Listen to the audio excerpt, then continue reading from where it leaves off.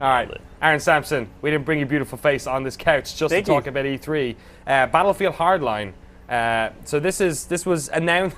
Well, it was announced about a month before E3. Sort of leaked, little leaky on Battlelog. Yeah, for sure. You were one of the experts on Battlefield. You're probably the person who plays Battlefield more than anyone in the office in your home time, I feel. Right at the gate, what are your impressions of Hardline? So Visceral is making Battlefield Hardline instead of DICE this year. They sort of handed it off. Visceral made, I believe it was Endgame DLC for Battlefield 3. Oh, right, did they? Okay. Yeah, they did. That was just recently announced. These guys are taking their best crack at their sort of crime drama Battlefield game. It's really interesting. Like, I'm having a good time. I enjoy heist mode a lot. I'm also enjoying Blood Money. It does. So the big question right now is, how does this game feel to players? Yeah. So right now, I think Visceral has a bit of an uphill battle because it feels like a mod, or it feels like a piece of DLC. Yeah, I agree.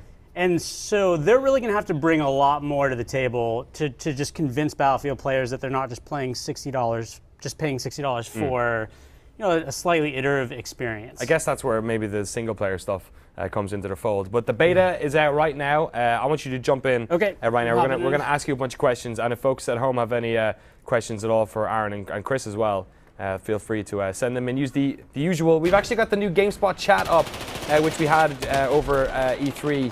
Any folks who've been familiar with /chat on Giant Bomb will know how it works. So if you have any questions, do ask Danny O'Dwyer on that, or feel free to just stick them at GameSpot on Twitter or in the Twitch chat, and the folks in the back will get them out to me here. First of all, while Aaron's setting up, Chris Waters, have you played much of this yet? I've played a bit. Yeah, I played a bit on PC and on PlayStation 4. Of course, they announced the thing during the end of the EA press conference, kicking it off. Yeah. And we're also having to wait a week to play it. Oh yeah, of course. The beta's out on PC, Xbox One, and PS4. Probably. I'm not sure. But so I've gotten a bit of time with it on different consoles. Definitely, Aaron sort of cuts to the quick there with does it feel like a mod? Does it feel? And I mean, certainly in the beta form, it's of course going to, because it's only a small multiplayer bit. There's only 2 modes, 1 map.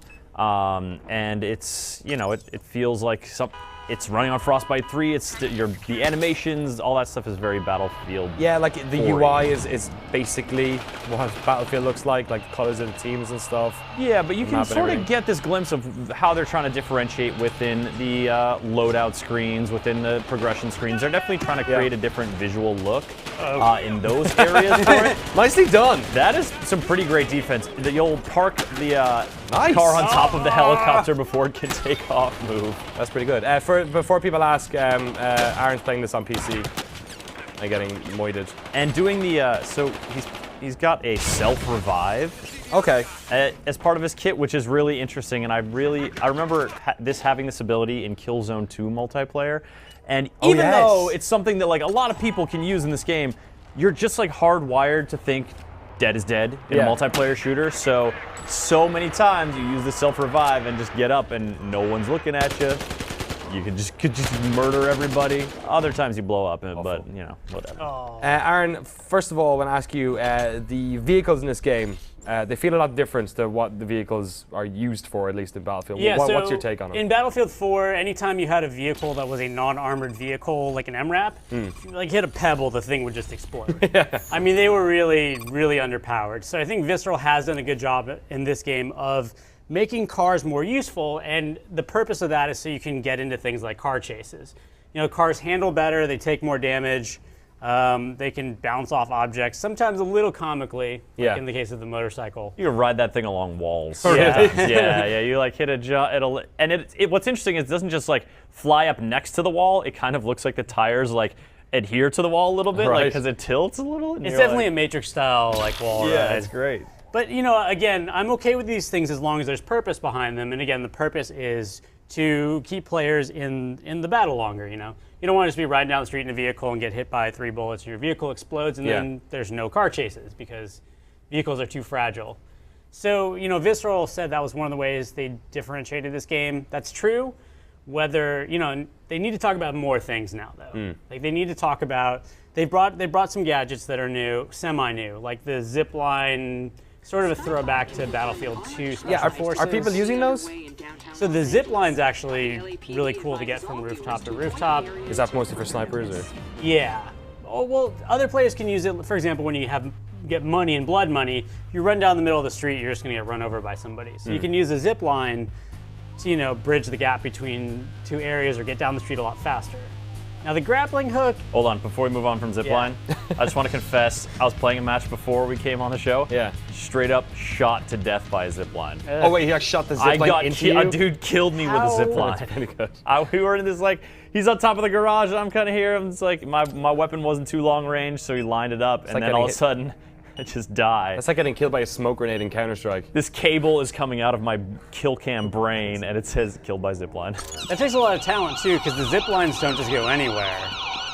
They only attach to certain objects. Whoa, that's a sweet rocket launcher. Wow, what are you doing? Why are you shooting that thing? Revolution, baby! Yep. So you probably, if you're on the team that's cracking, do want to take this crane down, because it blocks vehicle traffic. Okay. That the team that's trying to prevent you from doing that, they need to use those routes. This is heist mode, in which it's actually lopsided goals, so it's more akin to Rush, as opposed to blood money mode, which is just everyone grabbing money from the vault and each other's vaults. Yeah, what do you think about the modes, Aaron? Obviously, you play a lot of Battlefield. Do you think that's the sort of thing that they need to do to re-engage people, or to make it interesting if they're going to try and annualize this thing? I mean, I would like to see them come up with some completely unique modes. Blood Money's pretty good because it's this case of focus. Blood Money's it's a case of a mode where you do have some new dynamics. Like everybody's raiding the center money pile, but then everybody's also going around and raiding each other's money piles. Yeah. So that does feel genuinely new. Heist mode feels like a game of rush obliteration. It's not super unique, but it is still fun as long as both teams know what they're doing. Yeah, that's the one thing I've found that maybe on the PS4 there's much less of, is that the PC folks seem to kind of be working together a little bit better. Yeah, I'm just gonna stand here. You think that's just sort of down to the player base? Yeah, I think maybe. I guess I would make that generalization about most competitive shooters. I think if you own a PC that can run this game pretty well, then you're probably into your first-person shooters a lot. I'm going to dive into the user questions a bit. I also want to let people know that we are giving away 20 beta codes for Battlefield Hardline on the PS4 today. Woo! The GameSpot account has just tweeted something, I believe, in the past couple of minutes. So if you want to win one of those beta codes, all you have to do is retweet that and make sure you're following GameSpot so we can get your details and get that code over to you as well. This is North America only. Apologies, that's not up to us. But we got 20 codes, so if you want to get in on that, retweet that bad boy. Hop on them fast too. I think the beta only has 2 more days. Oh yeah, you're right. It's nearly done. Yeah. Get the code. Watch the starter guide that Aaron and I put together. Here we go. Oh, wall run! Sweet. It's like bike parkour. If I'd done that in Battlefield 4, I would have died horribly. Final Dasa asks in the chat, do the classes represent the cops versus robbers motif, or are there thief engineers and police assault? How is that stuff working? They're just renamed Battlefield 4 classes. The classes are the same regardless of what faction you play as. And they all, at least in the beta, at this point, the thing that differentiates them, I mean, you have the sort of the gun ranges, right? The SMGs, the machine guns, the assault rifles, the sniper rifles. Yeah. Generally speaking. Then you've got the bits of kit that you can get. So like the ballistic, you've got a riot shield in one class. You've got the revive teammates and revive yourself in another class. Aaron, you have done some messing around with the riot shield. Not super great. Not useful yet. It needs to stop more bullets before I'd use it. But one thing, so one big addition that Hardline does, which I think is worth mentioning, is it more or less gets rid of that kind of slog of an unlock tree that was in Battlefield. Yes. So it's got the, I don't know, we're just calling it the coin op system, but it's basically you pay money for the weapons instead of having to unlock them through levels.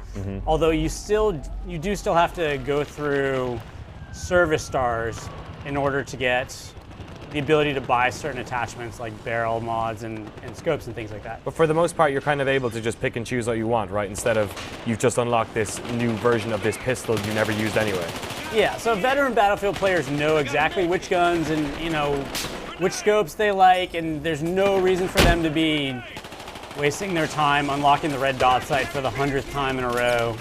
It's just not necessary, and I think they listened, and that was really, it was really nice of them to do. I think it's something that the community wanted. Yeah, you're not spending your time with some gun you don't want, kitting it out, only to unlock the basic version of another gun that you then have to kit out, then, to sort of cascade along. That's always, it's nice to see that getting restructured. Were any of you guys talking to the chaps at Visceral? Because I know that there's been a lot of talk about it's not all just going to be maps in cities. They definitely showed desert maps in the trailer. Desert cops, desert bank robberies. Well, that was where you had the real vehicle heavy. During the demo trailer, that was where it showed a lot of vehicle heavy car chasing stuff, basically through Trevor in GTA meth country, is what it seemed like, right? So if you're going to have a vehicle-based mode, keep having it in an urban area is pretty tricky. Yeah. So do you think that these vehicles then do have the ability to actually make interesting vehicle chases? Because one of the things, Aaron, you said immediately when that first trailer was released was that if they used the Battlefield 4 style vehicles, all that ever happened was people got rocket launchers and just blew them up straight away. There was not much in the way of compelling chases. Yeah, I think you gotta recalibrate, right? Because the majority of the vehicles in a mainline Battlefield are military spec. They're tanks. There's armored this. There's armored that. But here, when you can have an armored SUV, yes, on the criminal side, but it's mostly gonna be, cars that you can just commandeer. You sort of have to rescale the damage modeling for vehicles, and it seems, like Aaron mentioned earlier, that they've kind of done that a little bit, at least in the beta, though. They are going to have to drive car chases a little bit more. So again, going back to heist mode, it's really good when everybody knows what they're supposed to do and where they're supposed to go. But in earlier matches when people don't really know that, the team that grabs the bomb and they know where they're headed, they just go there and nobody can really catch up to them. So they probably need to work heist a little bit better so that, I don't know whether that means just more cars or whether that means... Or more indicators? Do you think it's a matter of confusion or just not being able to get there in a timely fashion? Or it could be, it could be like in Rush where they move the spawn point of the defenders after the first set of crates are taken. Oh, yeah. They should definitely... Something to signal that? Yeah, they need to rebalance it a little bit just to, encourage those car chases. So it looks like my team's gone up. They've gone up, and they're going to try and zip line across to the escape. So you're on your own, bruh. We'll go meet them over there. But the potential for the car chases is there. They just need to... Oh, this is not good. Maybe. Slow your boys down. I like it. Get back into the combat area! So, Aaron, you play a lot of Battlefield. There's no doubt that you're going to pick this up, I'm guessing, as somebody who spends a lot of time with the series. For folks who are maybe fair-weather Battlefield fans who pick one up or maybe have been trying to get into it, so far from the beta, do you think that there's enough happening here to make it an interesting new prospect for somebody who maybe played a little bit of Battlefield 4 but was a little unsatisfied by it? I mean, if you're looking for a different experience, that's what this is. If you feel like the Battlefield franchise, the core Battlefield franchise has just gotten a little tired, then, I think you could make the argument that playing it a slightly simplified, differently themed Battlefield might be the thing that you want to do. Does this feel simplified to you? It does, which is a good thing. I think Battlefield 4 sort of branched out a little bit too much. There were so many weapons and so many mods that it kind of got overwhelming for a lot of players. Where does that guy get shot from? This is one thing I like. Whenever you're carrying money, it's just streaming out of the bag, leaving this crazy money trail. Oh, make it. That's your friend. It's fine. Let's take off. No, get out of my way. You can do it. You made it. Huzzah! Nice work. And Aaron wins the game. Nice work.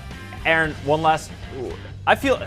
To your question, Danny, about is this different enough? Yeah. I feel like if you want something different and the criminal thing appeals to you, Payday 2. You think? It's very different, and the mechanics of that in terms of, because you're fighting enemy AI, not other players. It can feel a little bit like horde mode-y, where you're just fighting waves and waves of cops, but I think the strategy of pulling off a crime and that kind of tension is captured really well in Payday 2, despite some you know, I like think rough edges. And Payday 2 coming out on the next gen consoles, or the current gen consoles rather, in a couple of months as well. So. I mean, and Payday 2 was done by an ex-Battlefield dev, so if it feels mildly familiar, I mean, the mechanics are very different. It's more like a horde mode. That game is a lot of fun though. The real question that everybody's asking themselves at this point is this worth $60? Yeah. That's the actual question. If this were $40, maybe there would be no question in people's minds, even if it felt like a mod or felt like DLC. So, it's up to Visceral to make the case that this is a $60 game.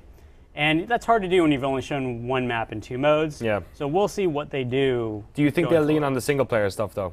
Do you think they'll say, this is the single player campaign you guys wanted, and here's the multiplayer stuff to the side? Like, that's what I worry, is that they'll have a pretty padded, obvious multiplayer component, and then they'll say, oh, but we gave you this 5-hour campaign that no one's going to play, or like half the people are going to play. We had an interesting conversation in the office earlier today where, somebody mentioned that the thing that used to make a game not a mod or not DLC was a single player campaign. Yeah. But I don't feel like Battlefield people play Battlefield for single player. Maybe it's 8 hours out of your 100, 200 hours that you play.